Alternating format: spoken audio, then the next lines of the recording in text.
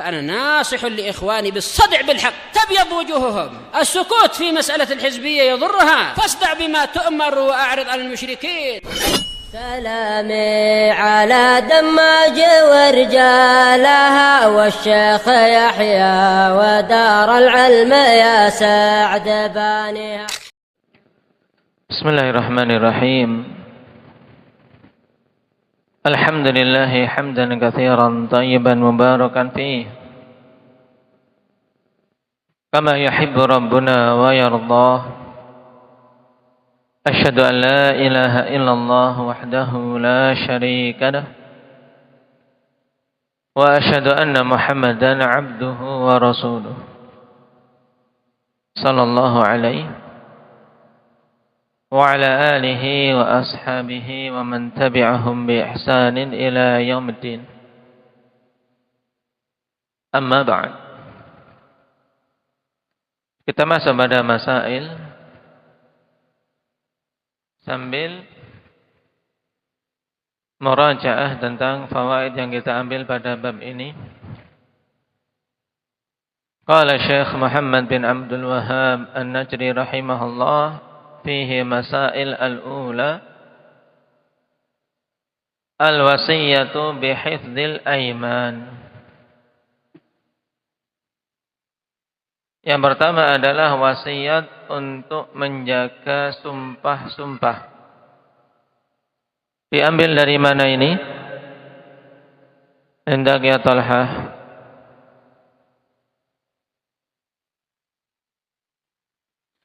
Dari perkataan Allah Subhanahu wa taala, wahfadzu aymanakum.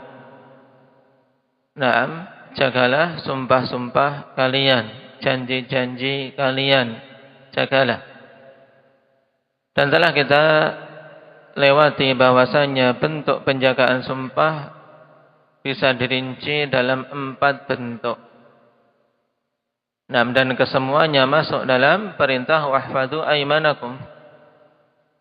Sebelum bersumpah dengan apa? Dengan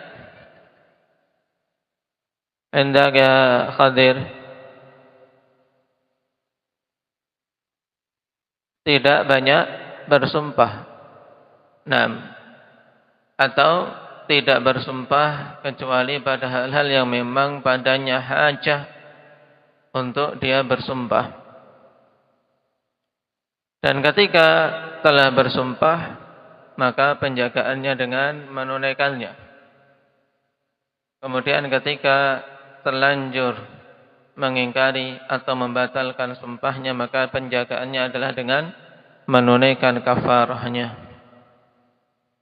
Juga bentuk yang keempat, penjagaan terhadap sumpah adalah dengan tidak bersumpah kecuali dengan nama Allah Subhanahu wa taala. Baik. Ini harus diingat-ingat. Atsaniyah al-ikhbaru bi anna al-halifa manfaqatun lis-sil'ah mamhaqatun lil barakah. Apa makna kalimat ini? Indah Muhammad.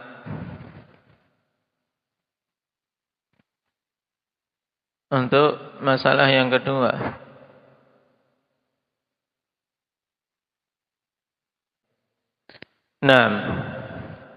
pengkhabaran bahwasanya sumpah dalam perdagangan dengan sumpah yang palsu dan sumpah-sumpah yang tidak diperlukan, maka itu memang bisa melariskan dagangan tapi menghilangkan keberkahan. Maka jauhi untuk seseorang bermudah-mudahan dalam bersumpah pada jual belinya.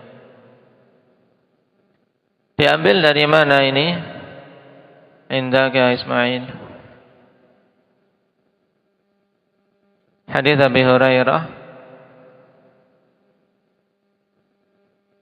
Taib al-halifu manfaqatun lisil'ah mamhaqatun lil kasbi.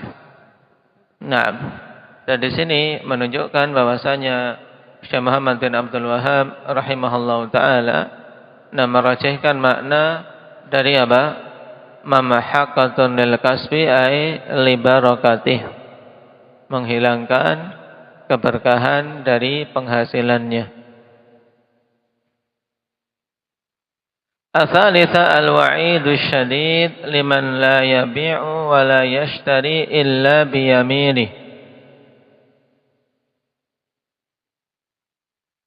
Ancaman yang keras bagi orang yang tidak menjual, tidak pula membeli kecuali dengan sumpahnya. Orang yang seperti ini disebut oleh Rasulullah sallallahu alaihi wasallam dengan apa? Indak Mujahid.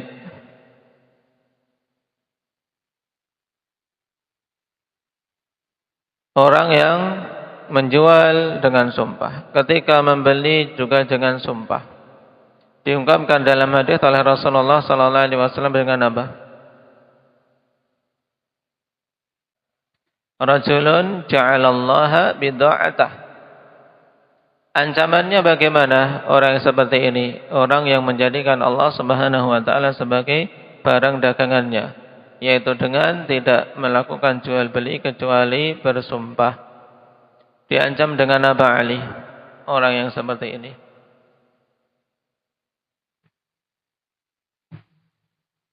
Hah?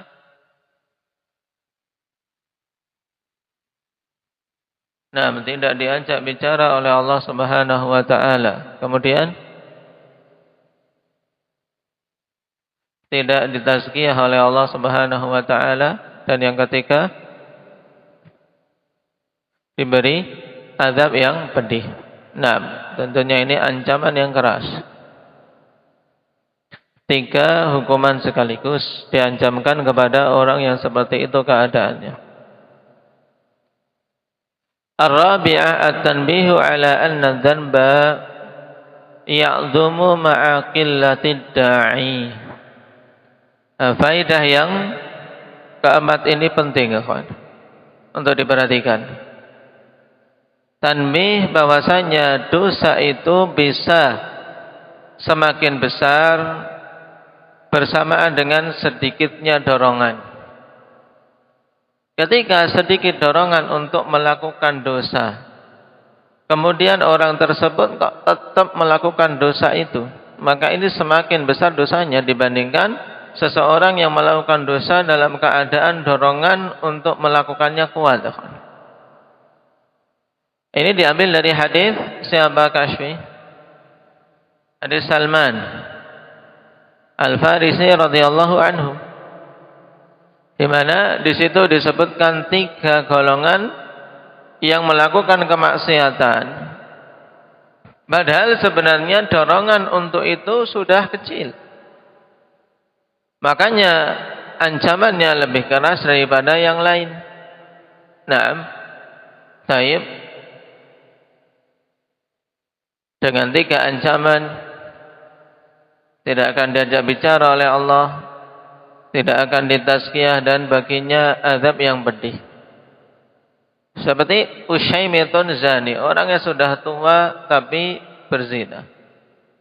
Padahal dengan bertambahnya usia, sudah adanya uban, semakin tua, dorongan syahwat untuk berzina semakin kecil. Tapi ternyata orang tersebut sudah kondisi tua tetap berzina. Ini menunjukkan buruknya tabiat. Dan semakin besar dosanya dibandingkan seorang yang kondisi dorongan untuk berbuat seperti itu kuat. Misalnya pemuda. Walaupun sama-sama terjatuh dalam dosa besar, tapi seorang yang tua lebih besar dosanya. Kemudian orang miskin tapi sombong. Dan juga akhwan, misalnya dosa-dosa di bulan Ramadan. Dorongan untuk melakukan kemaksiatan kecil di bulan Ramadan. Dia dalam keadaan berpuasa. Kemudian para syaitan-syaitan dari kalangan jin, pembesar-pembesarnya dibelenggu, tapi ternyata dia masih melakukan kemaksiatan, maka semakin besar dosanya dibandingkan di luar Ramadan. Kenapa kok memperbesar dosanya karena dorongan untuk melakukan kemaksiatan itu sebenarnya lemah. Tapi tetap dia bermaksiat menunjukkan buruknya tabiat. Al-khamisah dhammul ladzi yahlifuna wa la yustahlafun. Celaan bagi orang yang bersumpah dalam keadaan dia tidak dimintai sumpah. Nah, enggak ada orang yang nyuruh dia sumpah atau meragukan khabarnya. Tapi hanya sekedar agar laris dagangannya, dia katakan wallahi ini barang bagus, wallahi ini asli. Baik. Dan seterusnya. Ini dicela.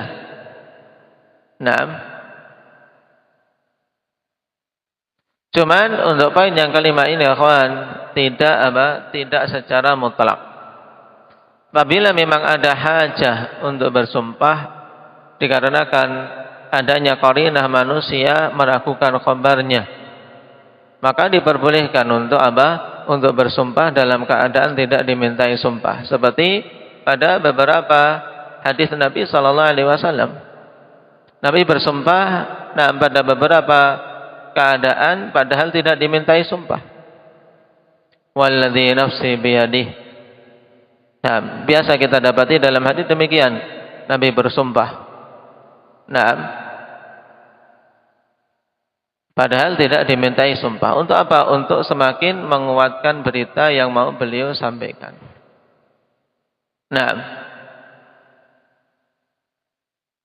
Demikian pula pada Al-Quran. Di dalam Al-Quran Allah Subhanahu wa taala perintahkan nabinya untuk bersumpah padahal tidak dimintai sumpah oleh kaumnya. Pada surat Yunus, wa yastambi'unaka ahaqqun hu qul i wa rabbi. Kemudian surat At-Taghabun, za'amal ladzina kafaru an lan yub'atsu qul bala wa rabbi la tub'atsun. Kemudian pada surat Saba, wa qala alladzina kafaru la ta'tina as-sa'ah qul bala wa rabbi la ta'tiyannakum. Dan sumpah-sumpah ini kalau kita perhatikan semuanya terkait tentang hari akhir. Sehingga dari sini kita ketahui apabila memang ada hajah dan ada kemaslahatan syar'i pada sumpah yang mau dia ucapkan, maka itu diperbolehkan dan tidak ada celaan. Walaupun tidak diminta sumpah. Akan tapi ketika tidak ada hajah atau dorongannya hanya perkara duniawi saja, yaitu hanya untuk melariskan dagangan saja, maka ini dilarang, dicela. As-sadisah sana'uhu 'ala al-quruni thalathati awil arba'ah wa dzikru ma yahdutsu ba'dahum. Yang keenam, pujian Nabi sallallahu alaihi wasallam kepada 3 generasi awal atau 4 generasi awal. Generasi apa saja ini cahaya? 3 generasi yang dipuji, yang dikatakan mereka adalah generasi salaf. Generasi siapa saja?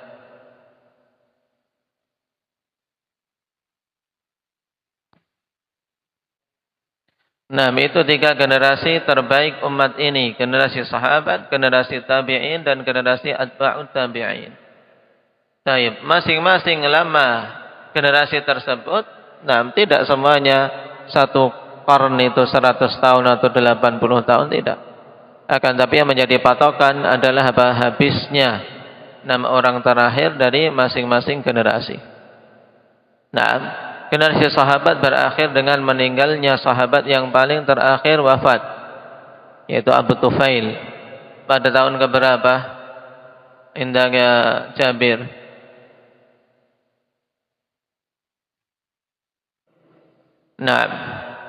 Generasi sahabat, akhir sahabi yang wafat tahun 120 ditambah dengan 13 tahun sebelum hijrah, berarti 133 tahun. Ini generasi sahabat. Dan tentunya di masa sahabi setelah wafatnya Nabi sudah ada apa? Sudah ada para tabi'in.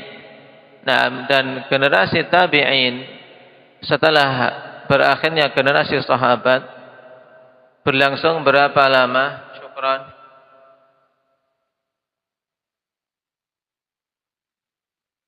60 tahun. Kemudian generasi atba'ut tabi'in. Setelah berakhirnya generasi tabi'in berlangsung berapa lama, Thaqif?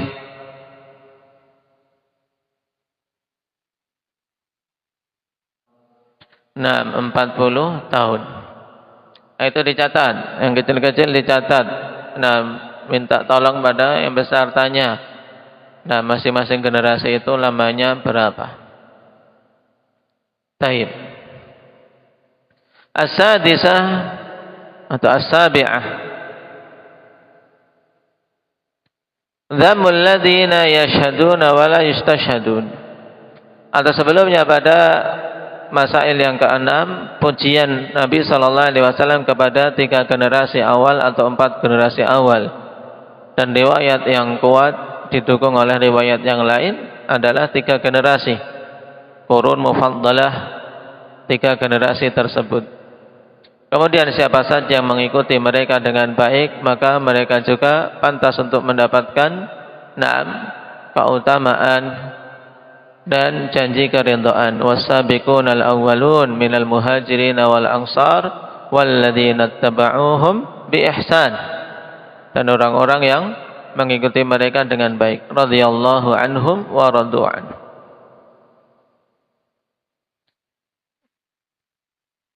Dan hadis tersebut dalil tentang pujian 3 generasi, dalil bahwasanya siapa saja yang ingin selamat dan ingin mendapatkan kemuliaan, maka hendaknya meniti langkah-langkah generasi tersebut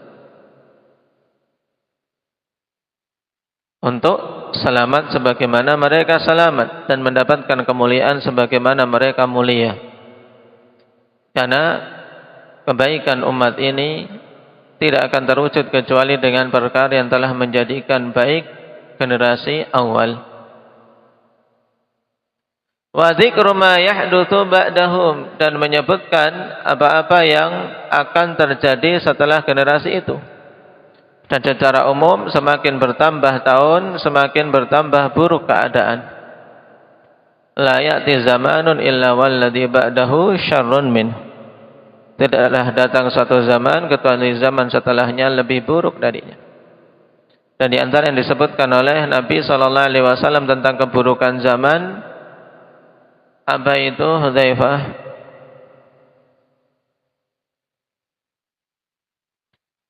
Nah, banyaknya orang-orang yang bersumpah tanpa dimintai sumpah.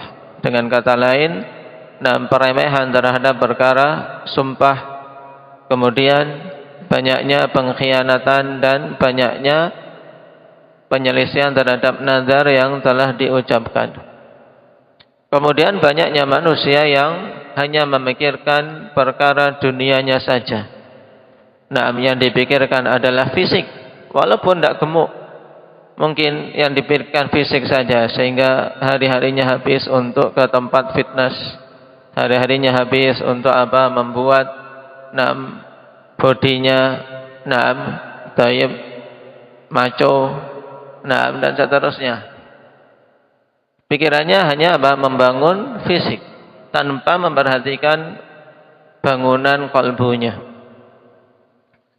Ini juga masuk dalam celaan. Masuk juga dalam wa yadharu fihi musiman.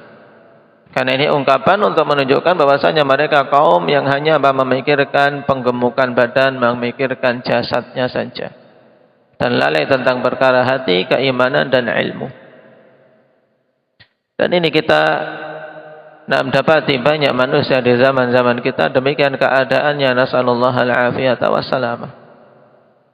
Maka antum ya ma'syara ahli sunnah, ma'syara salafiyin, hendaknya bersyukur pada Allah Subhanahu wa taala atas hidayah ini. Kemudian jaga hidayah tersebut. Untuk betul-betul kita mengedepankan perkara akhirat kita. mengedepankan perkara agama kita dan mengedepankan keselamatan hati kita dari semua perkara-perkara dunia.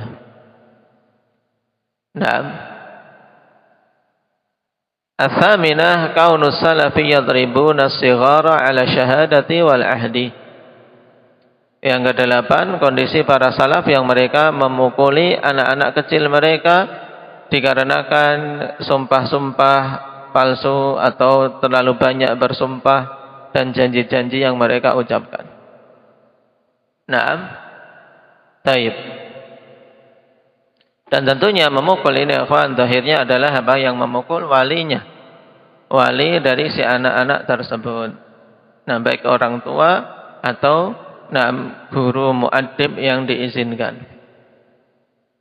Dan ini juga menunjukkan bahwasanya di antara metode di dalam Islam ikhwan dalam pendidikan adalah memukul tapi dengan syarat-syaratnya. Ada 5 syarat ikhwan dalam memukul anak, butuh untuk ditambahkan sebagai faedah yang disebutkan oleh Syekh Ibnu Utsaimin rahimahullahu taala. Yang pertama, an yakuna as-saghiru qabilan lit-ta'dib. Ini syarat yang pertama tentang bolehnya memukul anak. Yang pertama, anak kecil tersebut memang telah bisa menerima pengajaran adab. Telah tahu maksud dia dipukul apa. Misalnya Yahya. Seandainya antum dipukul sudah tahu belum? Dipukul karena apa? Paham? Misalnya salatnya telat-telat misalnya. Atau suatu saat malas salat. Kemudian dipukul oleh orang tuanya, tahu aku dipukul karena melakukan kesalahan meremehkan perkara salat. Paham? Ini syarat pertama. Tapi seandainya anak kecil, anak belum mencapai usia 5 tahun. Baru 3 tahun mungkin. Kemudian dipukul. Tidak paham kenapa dia dipukul. Akhirnya cuman tahunya dia disakiti. Dia disakiti. Akhirnya bilangnya, abi nakal, umi nakal. Nangisnya.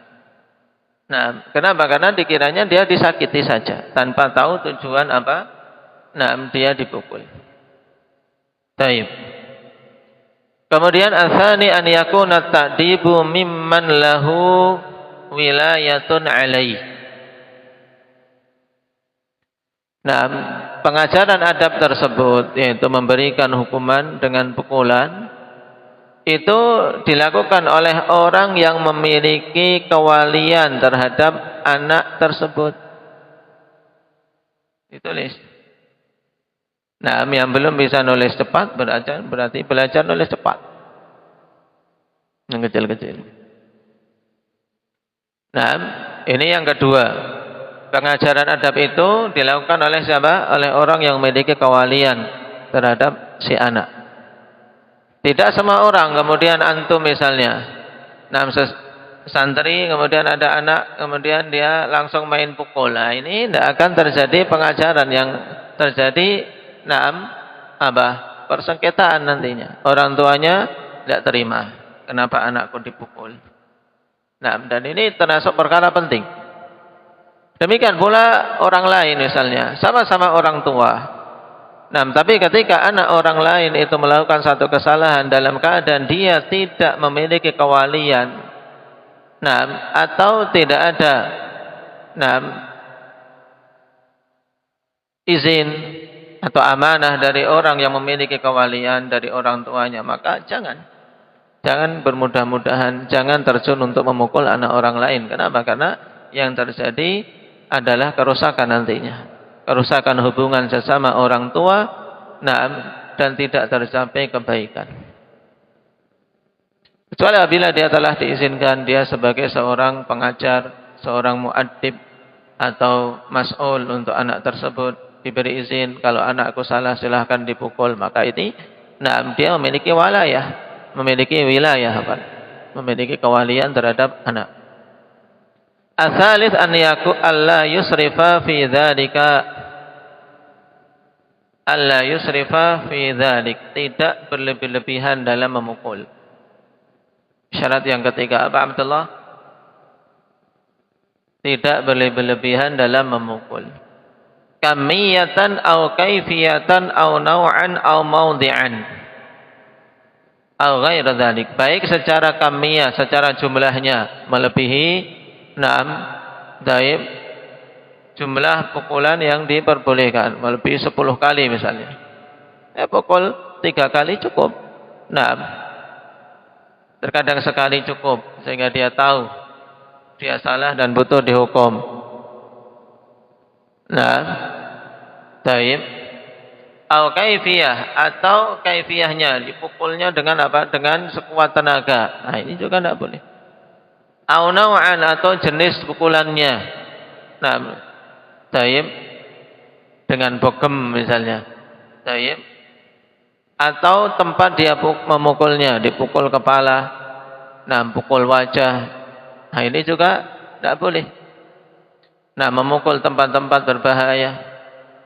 Makanya memukul bagian-bagian yang tidak ada apa? Tidak ada darar. Taib, telapak tangan, taib, misalnya.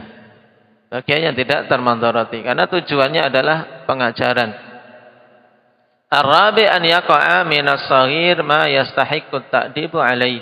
Syarat yang keempat, memang si anak itu terjatuh pada perkara yang pantas untuk dia diberi hukuman.